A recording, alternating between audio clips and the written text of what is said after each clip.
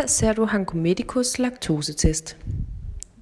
Hvis du bestiller testen, vil du med posten modtage denne boks, som indeholder et pusterør og nogle forskellige flasker, hvor de forskellige prøver skal sættes ind i.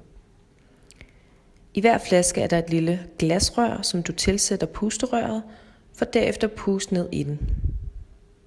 Med i boksen hører også et skema, hvor du skal sætte de forskellige klokkeslæt ind på skemaerne, og som også fortæller dig, hvornår de forskellige tests skal tages.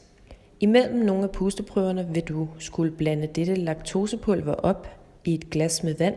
Så skal du drikke væsken, og derefter skal du tage en ny prøve, som du skal tilsætte pusterøret. Alt dette skal du sende til laboratoriet, som derefter kan teste for laktoseintolerance. Her ser du Imopro 100. Dette er en fødevareintolerance-test, som du også kan bestille via Hanko Medico. Testen er en priktest og bliver derfor nem at tage derhjemme og gør den handy i forhold til, at du ikke skal til lægen for at bruge den. I æsken ligger der priktesteren, nogle desinfektionsservietter og det skema, hvorpå at den lille dråbe blod skal placeres.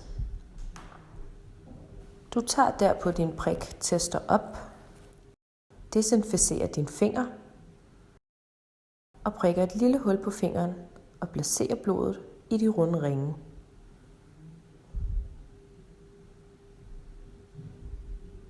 Du lægger testen tilbage ned i posen, sammen med det medfølgende skema, som skal udfyldes, og lægger det ned i den medfølgende kuvert og sender det til laboratoriet.